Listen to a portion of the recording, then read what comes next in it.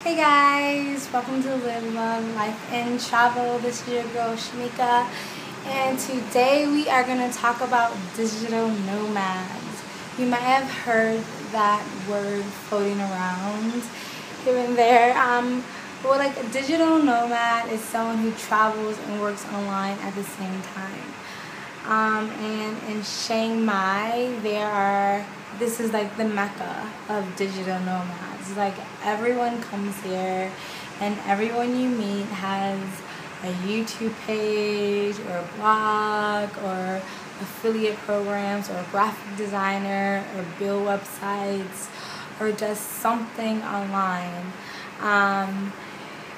And everyone comes here because it's affordable to live here. Everywhere has Wi-Fi. Every restaurant, every cafe has Wi-Fi. They actually have offices and buildings like just for working online. Like they're called co-working buildings. And so that's how a lot of people keep themselves afloat when they travel, is they work online.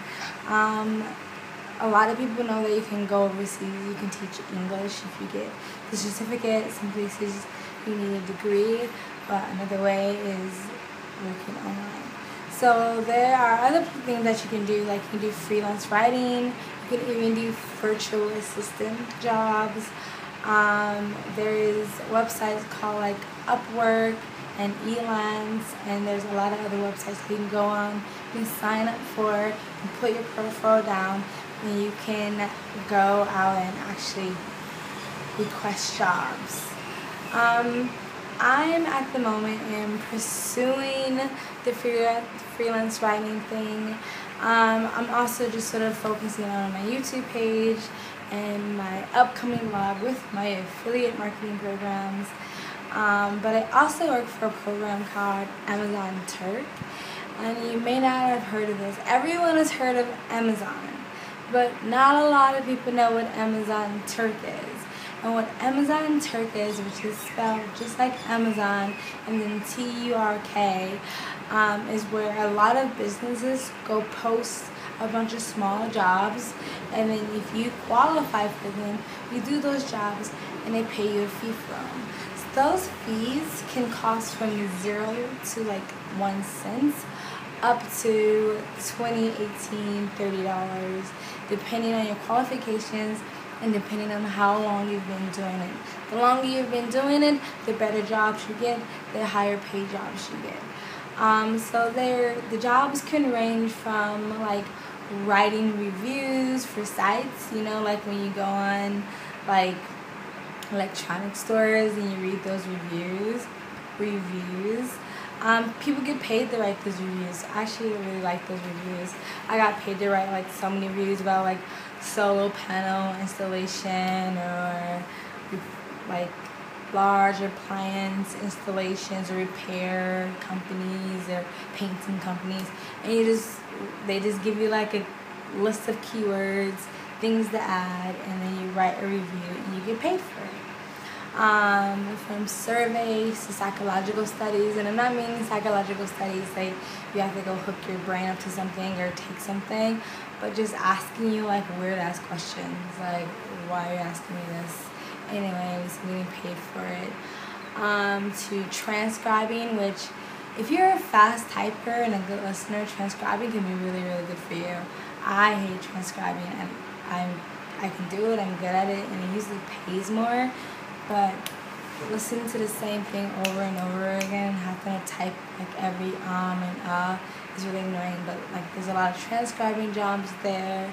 There's jobs where there's actually to listen to music and tell you what you think of the music. They actually to watch videos, tell you what you think of the videos. They actually like read jokes and say, hey, did you think that joke was funny, and if why was that joke funny? I did a video the other day that he wanted to get a collection of videos cheering up his friend who was Korean, who was studying English in America, who was lonely. So he got paid like $4 for a 10-second video saying, hey, cheer up, I'm from America, cheer up, it's all good. Like, I don't know, like you do a little funny dance and you give him a little kiss and you get paid for that. Like, so it's like everything random is on Amazon Turk. And yeah, like, so you can make enough to travel on there. You can't make enough to, like, if you're living in LA, you can't make enough to live.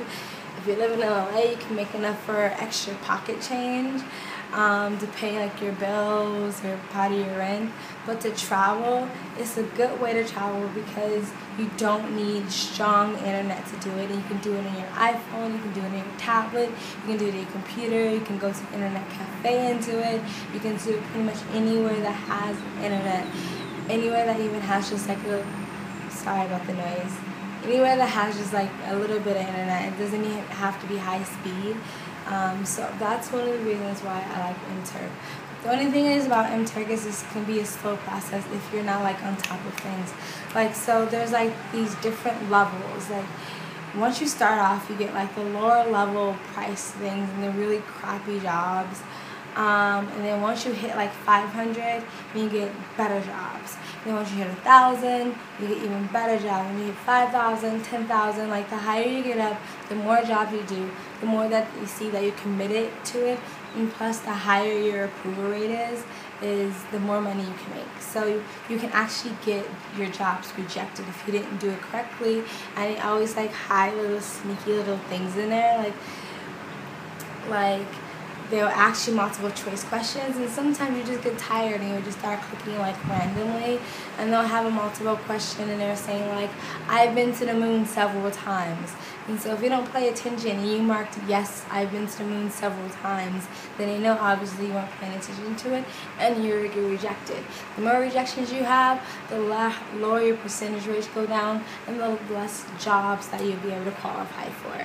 So that's another way you can become a digital nomad. So that's kind of like the new age thing. That's sort of the movement that everyone is going for, trying to start their own businesses, trying to start their own online boutiques. I heard affiliate programs are a really good way to go if you can really get into it. I heard doing affiliate programs, a way by that is like creating a niche like website. A niche website. A niche is like basically something very specific. It's something that's not really generally like there. Like, you can't just easily get generally available to consumers. Like, I watched a couple of programs. I listened to a couple of people who do their niche markets with their affiliate programs themselves. And one of the things he was saying that was really big was chicken coops. Like, whoever thought chicken coops was a big commodity? But if you think about it, you really can't go to you can't just go to Target and go buy a chicken coop. So there's probably a lot of people out there that's looking for chicken coops, and if you monopolize on the chicken coop area, then you can make a lot of money. Or I heard another one is beard trimmers. Beard trimmers, for some reason, is really big thing. Like, it's really like it's one of the top like search things when it comes to male products. And honestly, like, I had my own boutique before and I sold sunglasses, and when I look at the statistics for my YouTube blog, the majority of my audience for my YouTube blog and for my online boutique were males. So I guess men just, I don't know, they surf the web more than women. I don't know what it is. So you can do that. Like, there's a lot of different ways. So many people go like, how can I leave my job, and how can I leave my life behind, and how can I leave my career behind? There's so many different things you can do online and still travel that I haven't even mentioned. You know, do your research, Google it. Let's see, like, the best way to travel, especially through Asian countries, or, sorry about the noise, my window's open because it's hot. Anyways, so Asian countries or India, or countries that where the American dollar is higher or the euro is higher, or wherever you're from, maybe higher than that dollar, is to make sure that you're making money still from that dollar. Like, if you're making, like, if I work at a restaurant in Thailand, I'll still just be making baht. And so I would have to work even harder to make a living, whereas I can work online and work half the time because I'm making US dollars and still be living here relatively smoothly. Like, to live in Chiang Mai, you only need the minimum of $500, the max $600, and that's living a comfortable life here. That's living rent, bills, food, and going out once in a while. Now, if you want to live like a luxurious lifestyle, 800 to 1,000 baht is good, and some people have even squeezed out $300. I mean, $800 to $1,000, and some people have actually even squeezed out $300 if they're living on a really small budget. So it's definitely possible to travel working online. I would say it's smarter to try to start it up a bit before you get here. I did the opposite. I didn't start it until I got here. But yeah, so that's what a digital nomad is. If anybody was wondering, like, what's that word floating around? Digital nomad is somebody who travels and works online at the same time. And the best way to do it, the best way is to figure out how to make money where you are not necessarily have to be at the panel all the time. You want to figure out how to make money when you are sleeping, when you're going out with your friends, when you're doing other things, when you're working on other projects. So that's why a lot of people like to do the affiliate programs through their blogs, or do niche websites or niche markets, because they can sell while they're doing something else, rather not, trying to. And another a good affiliate program is through Amazon. Once again, Amazon has a really good affiliate program where you can build up a niche website, and you can they have, like on WordPress, they have widgets that you can download into your WordPress blog or store, and you can just type in whatever you want, and it will literally upload all the items that you want, starting from the top sellers. They'll upload just the top sellers, and they'll have the complete subscription and title and price and everything. So that already helps you with your SEO, which is search engine optimization. So it's easier to do it that way because you're not manually typing everything in yourself, which can take ages. I have built my own website, I have done SEO, and it's really tedious. So that's another good way to go by doing it, is Amazon affiliate, and looking up the widgets and looking up different ways that you can upload parts of their store and parts of their affiliate items onto your store, where every time someone clicks on your store and goes to their store, you get a percentage of it. Everything back up. So I guess that's all. I'm not like an expert in this or anything. I'm just kind of learning it myself. But yeah, that's the movement, digital nomad. That's how people are getting away from the man, out of the cubicles, away from the 9 to 5, is figuring out how can I make money online, how can I work for myself.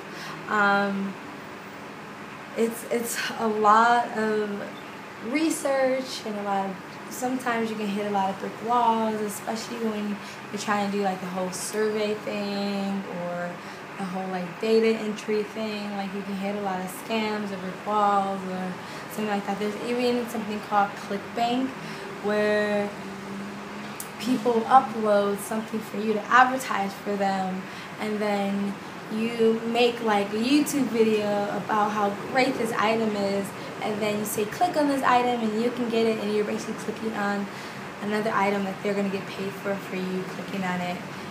It's like a big circle or pyramid scheme, or whatever you want to call it. It's a million ways to make money online. You can even make money online by selling your dirty panties.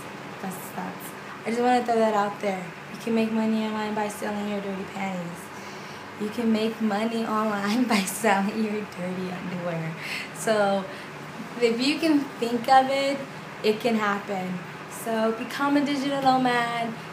Break those chains off this desk and get out there and travel. Thank you for joining me on another episode of Live, Love, Life, and Travel. Also, I wanted to point out one more thing. This channel was never supposed to be meant only to be a travel channel. That's why I titled it Live, Love, Life, and travel, because it's supposed to be a combination of all those things. And so I'm going to start incorporating different blogs about my life, about my past, and what brought me to wanting to travel, my testimony, and just rants and raves and life and cultural events in general. So you'll see those start to pop up. I hope I don't lose the audience who love my travel blogs. You'll still see plenty of travel blogs, but I'm going to start slowly